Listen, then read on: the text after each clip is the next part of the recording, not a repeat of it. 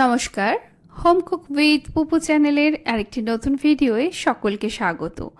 আজকে তোমাদের সাথে শেয়ার করছি বাড়ির বাচ্চাদের জন্য খুব সহজেই একটা দিলখুশ তৈরির রেসিপি।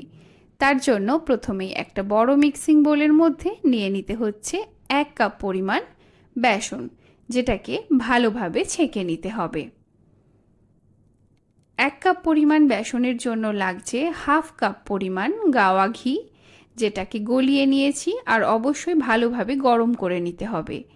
তারপর কড়াইতে দিয়ে দিলাম 1 কাপ পরিমাণ চিনি, যার মধ্যে 2 কাপ পরিমাণ জল আর হাফ চামচ মতো নুন অ্যাড করে 5 থেকে 7 মিনিট হাই ফ্লেমে ভালো করে ফুটিয়ে নিতে হবে।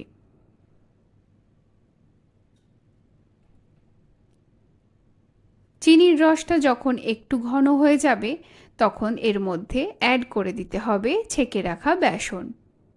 গ্যাসের ফ্লেমটা এবার একটু কমিয়ে 10 মিনিটের জন্য কন্টিনিউ খুন্তি চালিয়ে ভালোভাবে এর একটা মিশ্রণ তৈরি করে নিতে হবে। বেসনটা যখন আস্তে আস্তে ঘন হয়ে যাবে তখন এর মধ্যে 1 চামচ করে গাওয়া ঘি অ্যাড করতে থাকতে হবে। তো এখানে আমি 1 চামচ গাওয়া ঘি দিয়ে দিলাম, দিয়ে আবার একই পদ্ধতিতে কিন্তু খুন্তি চালিয়ে যাব। 5 মিনিট এইভাবেই চালিয়ে যাওয়ার পরে আবারও আমি 1 চামচ ঘি অ্যাড করলাম।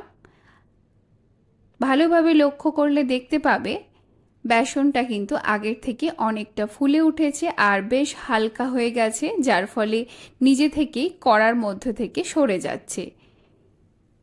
ঠিক এই রকম যখন হয়ে যাবে তখন আস্তে আস্তে বুঝবে যে ব্যাটারটা কিন্তু একেবারে রেডি হয়েই গেছে।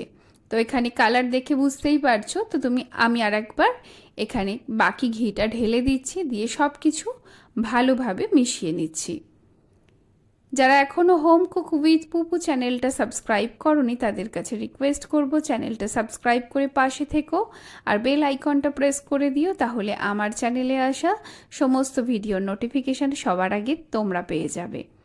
এইবার যে কোনো একটা স্কোয়ার বা রাউন্ড শেপের বাটি বা কেক টিন বা যে কোনো মোল্ডের মধ্যে মিশ্রণটাকে ঢেলে গরম অবস্থাতেই চামচ দিয়ে চেপে চেপে ভালোভাবে এটাকে সেট করে দিতে হবে। মিশ্রণটা ঠান্ডা হয়ে গেলে তখন কিন্তু এই কাজটা করতে পারবে না, তাই গরম অবস্থাতেই কিন্তু এটা ভালোভাবে করে নিতে হবে। এইবার 10 মিনিট মতো ওয়েট করার পরে একটা ছুরির সাহায্যে এটাকে লম্বা লম্বা করে কেটে ফেলতে হবে। তারপরে 2 ঘন্টা মতো রেখে দিলেই এটা একেবারে রেডি হয়ে যাবে সার্ভ করার জন্য। তো রেসিপিটা কেমন লাগলো অবশ্যই কমেন্ট করে জানিও, আর এটা বানিয়ে রেখো, বাড়ির বাচ্চাদের মন ভোলানোর জন্য অবশ্যই কাজে